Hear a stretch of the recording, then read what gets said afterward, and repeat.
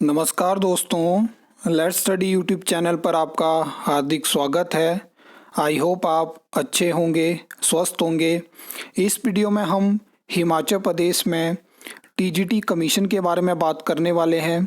तो जैसे कि आपको जानकारी होगी कि टीजीटी मेडिकल और नॉन मेडिकल का जो डिटेल में सिलेबस है वो आ चुका है और बहुत जल्दी आपको टीजीटी आर्ट्स का जो सिलेबस है वो भी देखने को मिल जाएगा।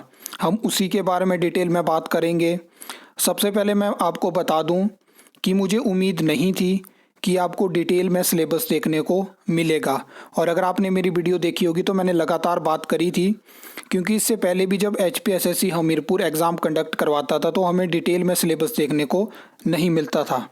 लेकिन होता क्या है, पिछले कल राज्य चयन आयोग हमीरपुर की वेबसाइट पे 2 पीडीएफ अपलोड होती हैं, जिसमें आप देख सकते हो कि सीबीटी एग्ज़ाम जो होने वाले हैं टीजीटी कमीशन के, तो उसमें नॉन मेडिकल और मेडिकल का सिलेबस हमें देखने को मिलता है। फिर क्या होता है कि जब आप एक्सपेक्ट करते हो कि किसी एग्ज़ाम के लिए आपको डिटेल में सिलेबस देखने को मिलेगा, तो उसमें होता है कि प्रॉपर आपको मार्किंग सिस्टम के बारे में जानकारी हो कि आपको ये सेक्शन इतने मार्क्स का देखने को मिलेगा। जब आप इन पीडीएफ को डाउनलोड करोगे तो वहाँ पे आप देखोगे कि ये जानकारी आपको नहीं दी गई है। बाकी जब से ये सिलेबस आया हुआ है तब से सोशल मीडिया पे अलग अलग तरह के रिएक्शन देखने को मिले हैं, जहाँ पे 90% स्टूडेंट ऐसे हैं जिनका कहना है कि हम इस तरह के सिलेबस के लिए तैयार नहीं थे। आपको पता है कि पिछले कितने टाइम से हल्ला डला हुआ था कि टीजीटी कमीशन होने वाला है, और मैक्सिमम जो भी जहाँ पे भी एकेडमी वगैरह जो भी इंस्टीट्यूट हो गए जहाँ से लोग कोचिंग ले रहे थे, तैयारी कर रहे थे, तो वो क्या करते हैं, जो प्रीवियस जो पेपर हुआ होता है उसी के अकॉर्डिंग टारगेट करते हैं।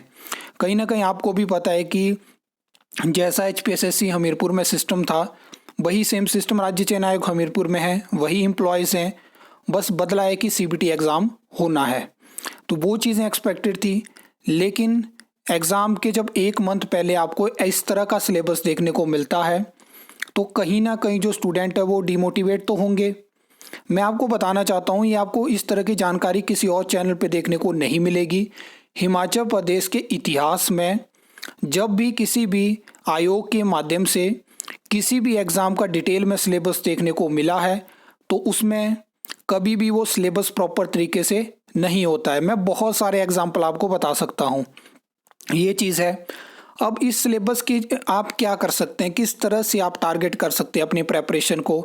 एक तरफ से रोज़ नई खबरें आपको देखने को मिलती हैं, जहाँ पे बात चली थी कि नवंबर के महीने में एग्ज़ाम हो सकता है, अब बात चली है कि दिसंबर में एग्ज़ाम जो है वो हो सकता है, क्योंकि जो आयोग के सचिव हैं अभी उन्होंने अपने लेटेस्ट इंटरव्यू में कहा है कि हम जो है वो एग्ज़ाम शेड्यूल तैयार कर रहे हैं और जल्दी आपको टीजीटी आर्ट्स का सिलेबस भी देखने को मिल जाएगा। तो ये सब चीज़ें बैकएंड में चली हैं और ये भी कहीं ना कहीं प्रेशर डालेंगी, क्योंकि इस सिलेबस के लिए बहुत सारे स्टूडेंट हो सकता है तैयार ना हो। क्योंकि मैं देख रहा था बहुत अलग अलग रिएक्शन, बहुत सारे मुझे मैसेज भी आए, वो कम्युनिटी पोस्ट पे कमेंट भी आए, बाकी अदर जो चैनल्स पे वीडियो डली है वहाँ पे भी आप जाके देख सकते हो। तो कहीं ना कहीं स्टूडेंट चाह रहे हैं कि ये सिलेबस हमने एक्सपेक्ट नहीं किया था। अगर आयोग को इस तरह का सिलेबस देना था तो लगभग 6 महीने पहले वो बता सकते थे। अब आपने ग्रुप इंस्ट्रक्टर पोस्ट कोड का अगर सिलेबस देखा होगा तो वहाँ पे मेंशन है कि कमेटी ने हमें रिकमेंड किया है सिलेबस के बारे में, और उस पोस्ट कोड का उसी टाइम जब वो 2024 में वैकेंसी एडवर्टाइज हुई थी सिलेबस देखने को मिल गया था। लेकिन यहाँ पे अनएक्सपेक्टेड हमें सिलेबस देखने को मिला है। डिटेल में अगर आप उन चीज़ों को देखोगे तो आपको जानकारी हो जाएगी। टीजीटी आर्ट्स का इसलिए डिले है क्योंकि उसमें आपको और बड़ा सिलेबस देखने को मिलेगा। ये चीज़ आप देख लेना जब भी आपको पीडीएफ देखने को मिलेगी। अब मेन चीज़ है कि क्या हिमाचल प्रदेश की वर्तमान सरकार को, क्या आयोग में बैठे अधिकारियों को, कर्मचारियों को ऐसा लगता है कि हिमाचल प्रदेश में जो स्टूडेंट है उनके पास कोई सुपर पावर है, जो एग्ज़ाम के 1 मंथ पहले वो सिलेबस डालते हैं। ये कोई यूनिवर्सिटी का एग्ज़ाम है क्या, कोई स्कूल का पेपर हो रहा है यहाँ पे। सब टॉपिक्स में जब आप किसी सिलेबस को डालते हो तो उसमें भी बहुत सारी चीज़ें होती हैं जिसके लिए इंसान को प्रिपेयर होना होता है। अब मैं ये नहीं बोल रहा हूँ कि आपने अभी सिलेबस डाला तो आपने गलत किया।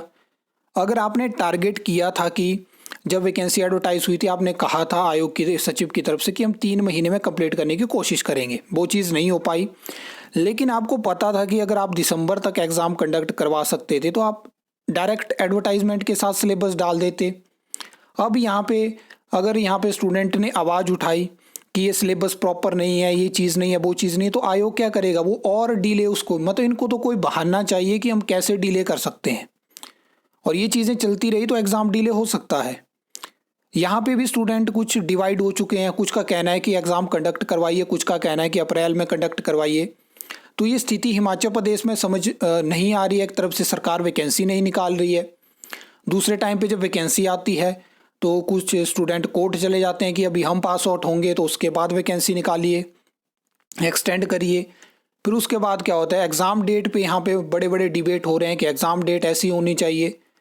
पहले भी हिमाचल प्रदेश में एग्ज़ाम होते थे, पहले भी वैकेंसी निकलती थी, पहले भी हज़ारों की संख्या में। एक टाइम ऐसा था 2018 के आसपास या 19 के आसपास, जब क्लास 3 वैकेंसी में बाहर के स्टेट के लोग भी अप्लाई करते थे।